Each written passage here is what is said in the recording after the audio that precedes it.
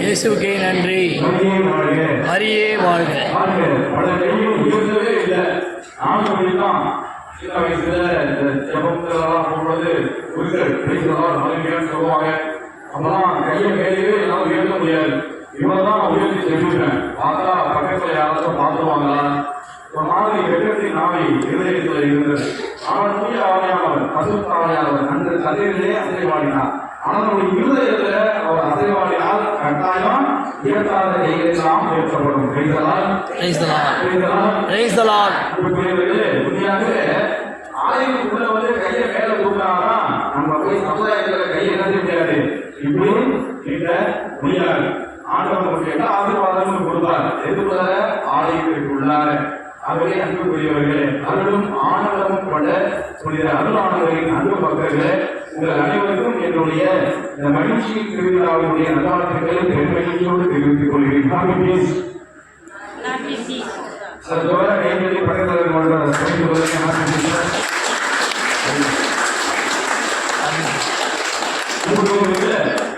திருவிழா திருப்பலி சாதாரண ஒன்றல்ல. ஆனாக திருப்பலினா ஒரு ஆசீர்வாதம், திருப்பலினா ஒரு மகத்துவம். இந்த திருப்பலிக்கு நீங்க வந்துட்டு நீங்க வீட்டுக்கு போய் பாருங்க, எவ்வளவு ஆசீர்வாதத்தை நீங்க காண போறீங்க. ஏனென்றால் ஒவ்வொரு இடத்துல நீங்க போயிட்டு உங்க வீட்டுக்கு போனீங்கன்னா ஒரு ஆக்கம் இருக்கும். நீங்க மருத்துவமனைக்கு போயிட்டு உங்க வீட்டுக்கு போனீங்கன்னா எப்படி இருக்கும்? உங்க வீடு ரொம்ப நல்லா இருக்கும்.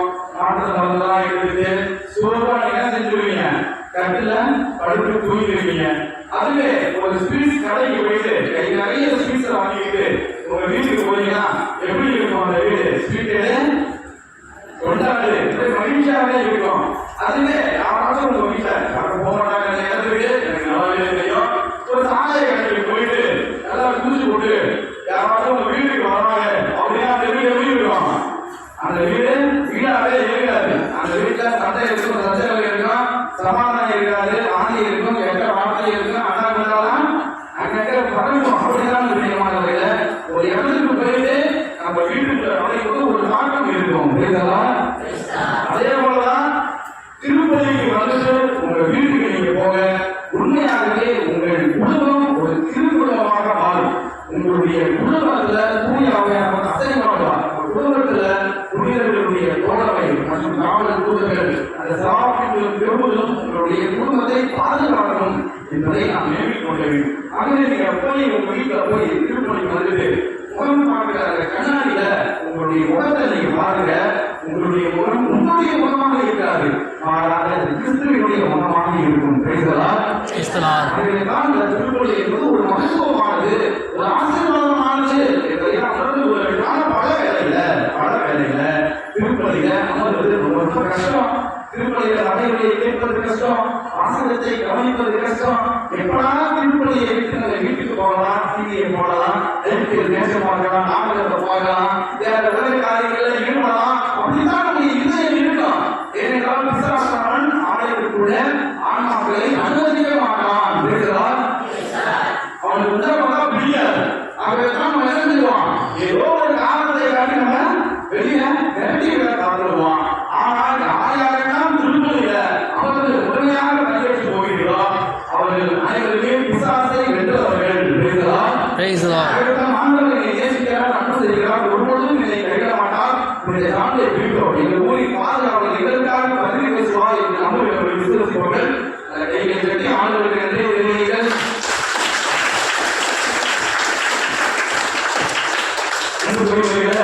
நான் நம்புறேன் ஆலயங்களுக்குள்ள ஒரு கைகளை கட்டி நம்ம பாட போறோம் அப்படின்னு நேரத்தை மட்டும் நீங்க பார்க்க கூடாது. நேரத்தை பார்த்துட்டீங்கன்னா ஆசீர்வாதத்தை வந்து நீங்க நடக்கும். Praise the Lord. உலகம் வந்துட்டீங்க அப்படின்னா பக்கத்துல நகைச்சுவைகள்லாம் கிடையாது. ஸ்ட்ரெயிட்டா ஆண்டவர் தான் நினைச்சிட்டோம். ஆலயம் அப்படின்னா முழுசா நினைக்கும். ஆண்டவருடைய அருள்மலையில நினைக்க போறோம். அப்படி கைகளை கட்டி நான் பாட இந்த பாடலை இதோடு இணைந்து பாடி ஆண்டவரை குறிக்க நான் உங்களை அந்தோடு வைத்துக் கொள்கிறேன்.